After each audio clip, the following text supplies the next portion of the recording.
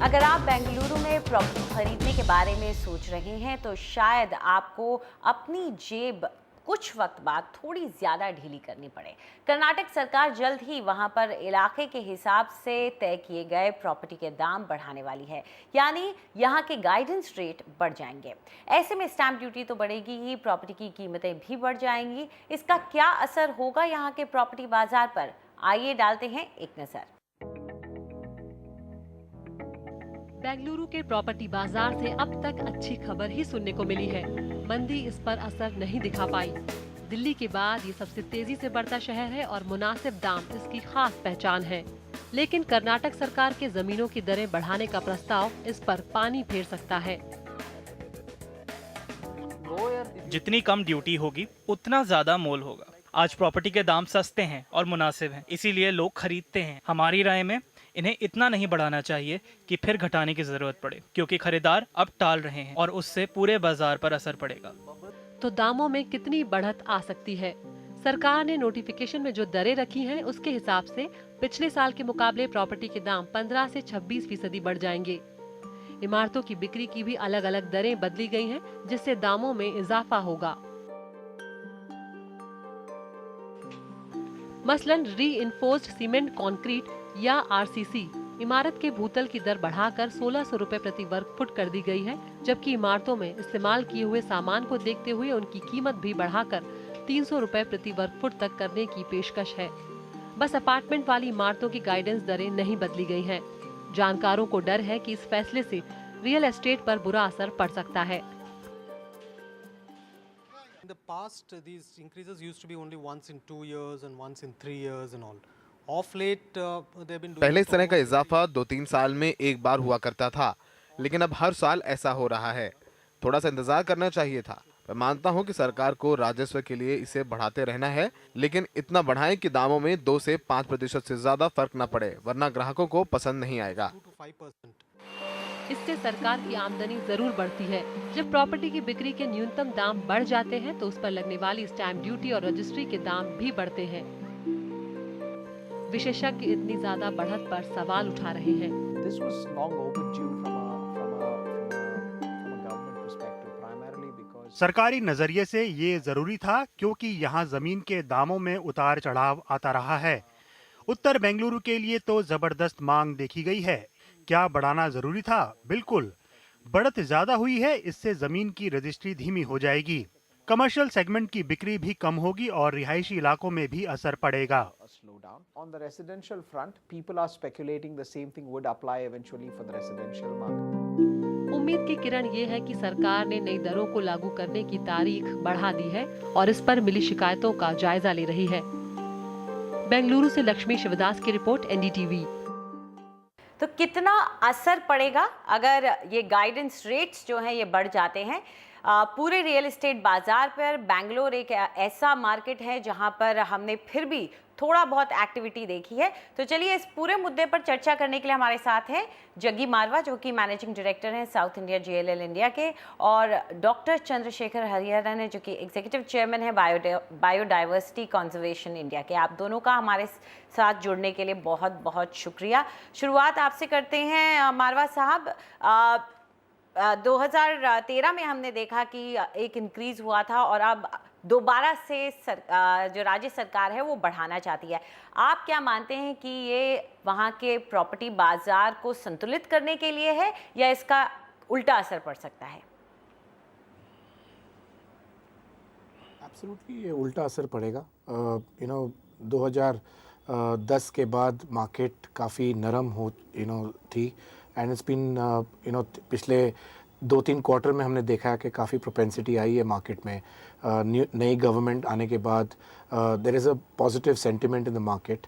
Bangalore has always been थोड़ा सा अलग हटके है in the sense that end user market है, और ये जो इन्होंने 25-30% की जो प्रस्ताव रखा है in terms of increasing the guidance value, इसका एक्चुअल असर तो पड़ेगा बायर पे, बिकॉज जितने बिल्डर हैं वो अल्टीमेटली ये प्राइस तो उन्हीं को पास आउट करेंगे, and what it will actually translate into कि बाज़ार में फिर प्रोपेंसिटी घटेगी, और ये जो प्रस्ताव रखा है, this is actually if they had done it a little more scientifically, because हर एक जोन के ऊपर अगर ये लोग निर्भर करते हैं, अगर हाइट कितनी है, FAR कितना है, vis-a-vis with regard to just a plain simple vanilla price, that would have been much better. But this is a very drastic move.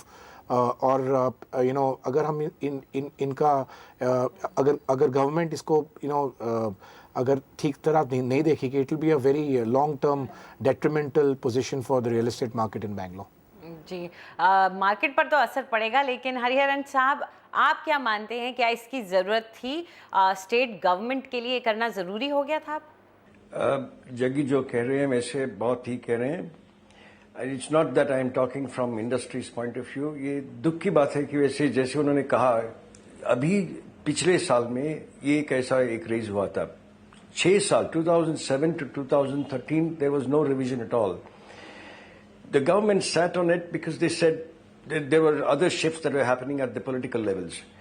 The sad part is that in 1 year, if they want to see an increase, 15% से अभी 25% तक जहां जिस इलाके पे आप जाओ आप, you will see the difference. अभी आप अगर you took areas like the CBD itself, which comes under the BBMP, आप देख रहे हैं वैसे कि 15 से 18% का राइज हुआ है वहां, which means that the rates from 15,000 to 18,000 rupees per square foot तक वैसे उनका गाइडेंस वैल्यू पे रिवाइज किए हैं। दूसरी ये बात है कि वैसे बॉम्बे में a similar proposal was made about 8 months ago. आप तो जानते होंगे कि वैसे रेडी रेकनर गाइडलाइंस 2014 का एक चर्चा हुआ, वैसे असेंबली में भी उसका डिस्कशन हुआ था वहां महाराष्ट्र में। 2 months ago they took a decision to say that we will put on hold.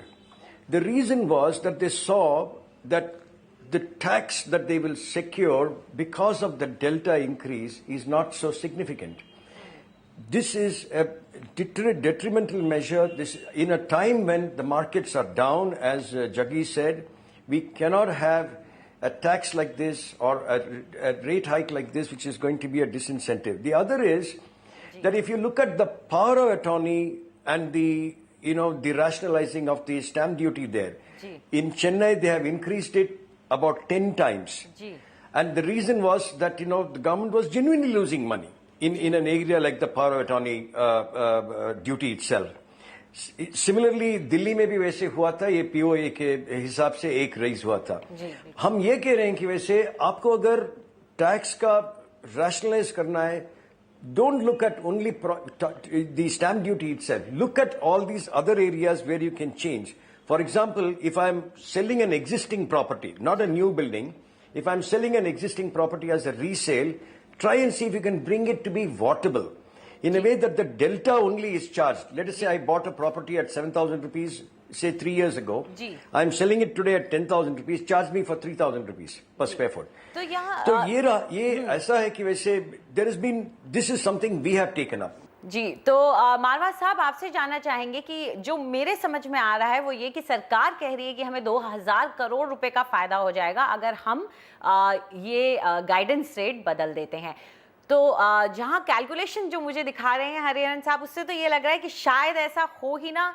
तो आप क्या मानते हैं, सरकार की गणित या मैथ्स उनकी कहीं ना कहीं गड़बड़ हो सकती है आगे जाके?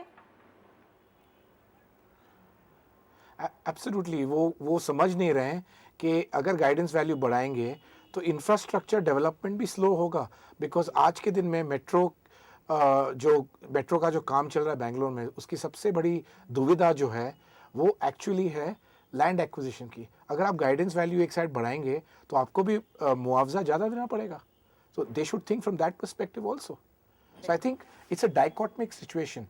On one side, they are saying they want to increase add money into the treasury, but at the same time, they are also going to pass on more back to the people in terms of compensation. I think there has to be a serious thought कि ये 3-4 साल में अगर एक बार आप review करें, and more importantly, take the people together. People don't mind paying additional stamp duty, but it has to be rationalized. If they are making profit, अगर मुआवजा profit बन रहा है, जी आई एम सॉरी, हाँ जरूर लोगों से पूछिए, सलाह मशवरा कीजिए, इंडस्ट्री बॉडी से पूछिए, बात कीजिए।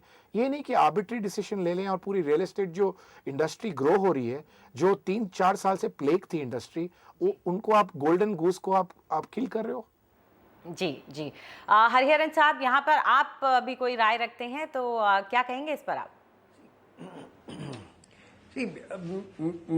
हाँ जी, मेरा इतना ही कहना है, if there is a revenue deficit, if the government needs money in terms of whatever be the form of taxation, they should look at it. We have no difference at all. You know, we don't want to disagree with the government on this. However, you know, look at Bangalore. Already it is one of the highest taxed cities in India today. दूसरी बात यह है कि if they want to look at an increase in tax, let them not look at new buildings and registration. यहाँ Bangalore में, and if I say this now, the government might decide to take this also, while they will keep the property tax and stamp duty also as high. अभी regular property tax जो है, ये annual जो हम देते हैं हमारे buildings पे, in Bangalore it is only 10% of what it is in Bombay today. Now, if there is a way they can tell themselves that they can increase from what it is at about 0.6% today to about 3%, that means a 500% increase in property tax.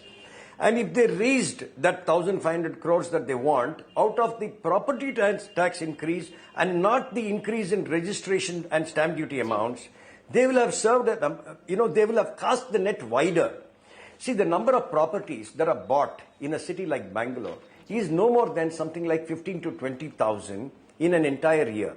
If you look at Bangalore, in Karnataka's total tax collection, collection from Bangalore is 70%, while the number of property registrations is only about 15% of the total in Karnataka.